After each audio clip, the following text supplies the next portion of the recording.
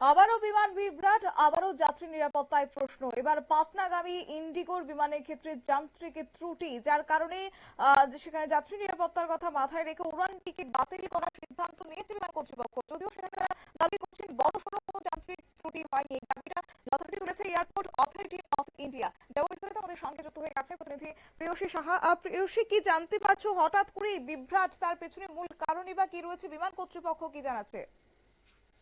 দেখো শতাব্দী, এই মুহূর্তে আমাদের কাছে যে আপডেট রয়েছে তাতে জানা যাচ্ছে যে শুক্রবার দুপুর 3:15 নাগাদ কলকাতা থেকে যাত্রা শুরু করে রাতের বিরসা মুন্ডা বিমানবন্দরে পৌঁছায় সেই বিমানটি, এবং সেখান থেকে প্রথমে পাটনা এবং পরে লখনৌ যাওয়ার কথা ছিল সেই উড়ানটির।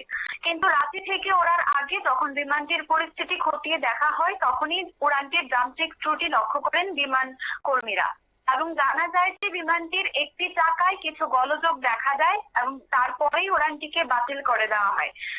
পরে যাত্রীদের জন্য বিকল্প বিমানের ব্যবস্থা করে বিমান সংস্থা। আর যেমনটা বলছিলে, হ্যাঁ, আহমেদাবাদের যে বিমান দুর্ঘটনা তার রেশ কিন্তু এখনো কাটেনি।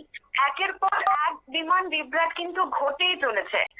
আর এই ক্ষেত্রে ইন্ডিগোর তরফে এই বিষয়ে আনুষ্ঠানিকভাবে কোনো বিবৃতি প্রকাশ করা হয়নি, এবং এয়ারপোর্ট অথরিটি অফ ইন্ডিয়া এক আধিকারিক বলেন যে বড়সড় কোনো ক্ষতি হয়নি বা যান্ত্রিক ত্রুটি হয়নি, তবে উড়ানটির চাকায় কিছু গোলযোগ দেখা যায়। এমনকি পাইলট জানান যে টায়ারে হাওয়ার পরিমাণও কমে গিয়েছে, এবং তাই যাত্রী সুরক্ষার কথা মাথায় রেখেই রাতে বিমানটিকে রাতে থেকে বিমানটিকে আর উঠতে দেওয়া হয়নি, এবং যাত্রীদের বিকল্প বিমানের ব্যবস্থাও তারা করেছে।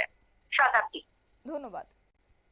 অর্থাৎ আহমেদাবাদের দুর্ঘটনার রেশ যেখানে এখনো কাটেনি, সেই জায়গায় দাঁড়িয়ে রীতিমতো কিন্তু বিমানে যাত্রীদের নিরাপত্তা একটা প্রশ্ন চিহ্নের মুখে দাঁড়াচ্ছে। ফের একবার বিমান বিভ্রাট, এবং এবার যান্ত্রিক ত্রুটির জেরে উঠতে পারেনি পাটনাগামী ইন্ডিগোর বিমান। যদিও পরবর্তীতে কর্তৃপক্ষের পক্ষ থেকে তৎপরতা শুরু করে দেওয়া হয়েছে, এবং যাত্রী নিরাপত্তা যেখানে রয়েছে সেখানে রাঁচি থেকে সেই বিমানটিকে আর পাটনার উদ্দেশ্যে রওনা দেওয়া হয়নি। তবে হ্যাঁ, গোটা বিষয় নিয়ে এই মুহূর্তে তল্লাশি চালানো হচ্ছে বিমান কর্তৃপক্ষের পক্ষ থেকে, এবং একই সঙ্গে যে ত্রুটি ছিল সেটাও সারাইয়ের কাজে হাত দেওয়া হয়েছে বলে সূত্রের খবর।